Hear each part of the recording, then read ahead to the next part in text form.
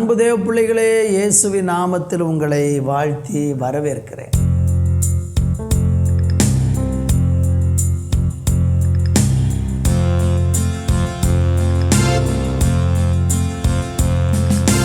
கர்த்தாவே, உம்மை போற்றுகிறேன், கைதூக்கி எடுத்தீரே, உம்மை கூப்பிட்டே, என்னை குணமாக்கினீ, உம்மை கூப்பிட்டே, என்னை குணமாக்கினீ. எனது கால்கள் சறுக்கும் நேரமெல்லாம் உமது அன்பு என்னை தாங்குதையா.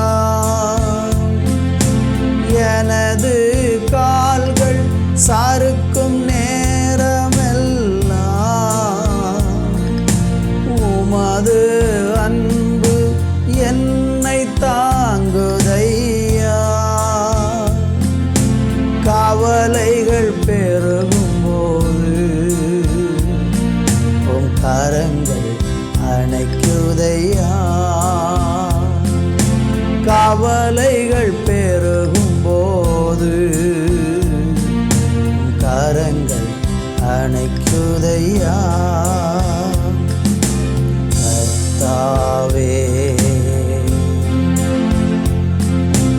உம்மை போற்றுகிறே, கைதூக்கி எடுத்தீரே, உம்மை கூப்பிட்டே, நீர் என்னை குணமாக்கினீ, உம்மை கூப்பிட்டே, நீர் என்னை குணமாக்கினீ,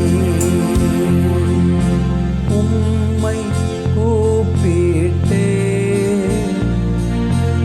என்னை குணமாக்கினீ. எங்களுடைய பலவீன நேரங்களிலெல்லாம், எங்களுடைய வியாதியின் நேரங்களிலெல்லாம், எங்களுடைய சோர்வின் நேரங்களிலெல்லாம் உம்முடைய கரம் எங்களை ஒவ்வொரு நாளும் தாங்குகிறதற்காக நன்றி. நாங்கள் கூப்பிடும்போது ஓடோடி வந்து எங்களுக்கு உதவி செய்கிறீங்க, அதுக்காக நன்றி. இயேசுவின் நாமத்தில் ஜெபிக்கிறோம் பிதாவே, ஆமேன், ஆமேன். அன்பு தேவ பிள்ளைகளே, இந்த நாளில் தியானிப்பதற்கு சங்கீதம் 34:14 வாசிக்கிறேன். தீமையை விட்டு விலகி நன்மை செய், சமாதானத்தை தேடி அதை தொடர்ந்து கொள். வாசித்த இந்த வசனத்தில் நம்மளை சிந்திக்க வைக்கிற ஒரு வார்த்தை இருக்கிறது. அது என்ன வார்த்தை? தீமையை விட்டு விலகி நன்மை செய், சமாதானத்தை தேடி அதை தொடர்ந்து கொள். முதல் வார்த்தையை சொல்ல விரும்புகிறேன், தீமையை விட்டு விலகி நன்மை செய். இன்றைக்கி பூமியில் பாருங்கள், நிறைய பேர் நன்மை செய்கிறவங்க இருக்கிறாங்க. ஒரு வியாதிஸ்தனை கண்டா உடனே அவங்களுக்கு உதவி செய்வாங்க. வழி ஓரங்களில் உணவு இல்லாமல் இருந்தால் அவங்களுக்கு உணவு கொடுக்குறாங்க, வஸ்திரம் கொடுக்குறாங்க. இன்னும் பல தரப்பட்டதான சேவைகள் இன்றைக்கி உலகத்தில் நிறைய பேர் செஞ்சுக்கிட்டு இருக்கிறாங்க. மற்றவங்களை கண்டா ரொம்ப இரக்கப்பட்டு அவங்களுக்கு தயவு பாராட்டி அவங்களுக்கு ஏதாவது ஒரு விதத்தில் நன்மை செய்யணும்னு விரும்புகிறவர்கள் ஏராளமானவர்கள் உண்டு. தங்களுடைய சரீர உறுப்புகளை கூட தானம் பண்ணுறவங்களும் இருக்கிறாங்க.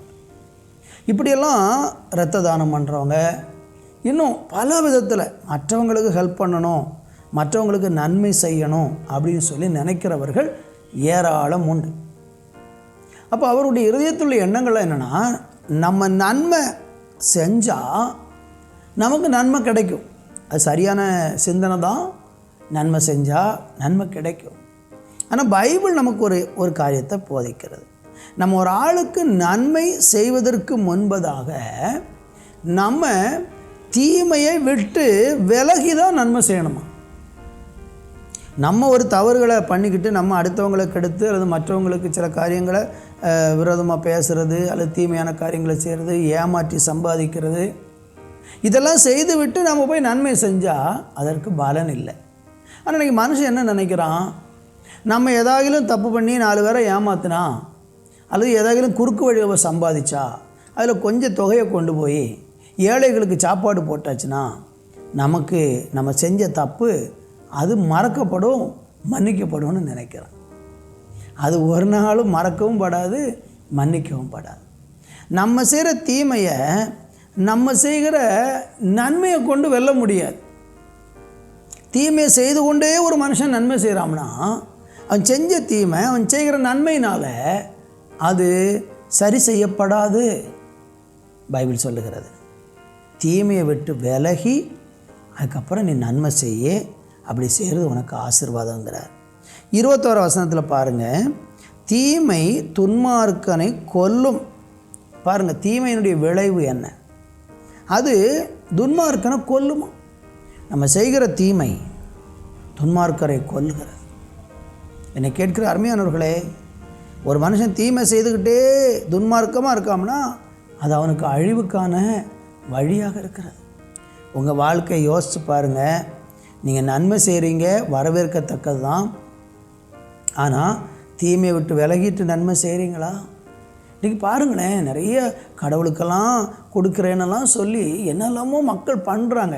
இவங்கெல்லாம் செய்யும்போது என்ன யோசிக்கிறாங்கன்னா, நம்ம நிறைய தப்பு பண்ணியிருக்கிறோம், நிறைய பேரை ஏமாற்றிருக்கிறோம், 4 பேருக்கு இதாக கொடுத்துட்டா சரியாயிருமே. இல்லை, நீங்கள் நன்மை செய்கிறதுக்கு முன்னே நம்மகிட்ட ஏதாகிலும் தீமை இருக்கான்னு யோசிக்கணும். ஒருவேளை அப்படி தீமை இருக்கிறது, என்னால் தீமையை விட்டு விலக முடியல அப்படின்னா நம்மளை தீமையிலிருந்தும் நம்மளை பாவத்திலிருந்தும் விடுதலையாக்குகிற ஒருவர் இருக்கிறார். அவர்தான் ஆண்டவராகிய இயேசு கிறிஸ்து. இப்போ இயேசுவை பற்றி பைபிளில் ஒரு வசனம் இருக்கிறது. அப்போஸ்தலர் நடவடிக்கைகளில் நம்ம படிக்கும்போது ஆண்டவராகிய இயேசு கிறிஸ்துவை பிதாவாகிய தேவன் பரிசுத்த ஆவியினாலும் வல்லமையினாலும் நிரப்புனதுனால அவர் என்ன செஞ்சார்னா நன்மை செய்கிறவராக சுற்றி திரிந்தார் என்று வேதம் நமக்கு சொல்லுகிறது. அப்போ இயேசு கிறிஸ்து இந்த பூமியில் எப்படி வாழ்ந்திருக்கிறார்னா நன்மை செய்கிறவராக சுற்றி திரிந்திருக்கிறார். கர்த்தருக்கு மகிமை உண்டாகட்டும். இன்னைக்கு என்னுடைய வார்த்தையை கேட்கிற அருமையான தேவனுடைய பிள்ளைகளே, ஆண்டவராகிய இயேசு கிறிஸ்து இந்த பூமியில் நன்மை செய்கிறவராக இருந்தார். ஆனால் அவர் தீமை செய்யலை. பைபிள் சொல்லுகிறது, கவனிங்க. அப்போஸ்தலர் நடவடிக்கைகள் 10:38 நசரேயனாகிய இயேசுவை தேவன் பரிசுத்த ஆவியினாலும் வல்லமையினாலும் அபிஷேகம் பண்ணினார். தேவன் அவருடனே கூட இருந்தபடினால் அவர் நன்மை செய்கிறவராகவும் பிசாசின் வல்லமையில் அகப்பட்ட யாவரையும் குணமாக்குற சுற்றித் திரிந்தார். அப்போ பாருங்கள், தேவன் அவருடனே கூட இருந்தபடினால் நன்மை செய்கிறவராக இருந்தார். உங்கள் வாழ்க்கையில் தீமை செய்து கொண்டே கொஞ்சம் பேருக்கு நன்மை செஞ்சு அதை சரி பண்ணிடலான்னு நினைக்காதீங்க.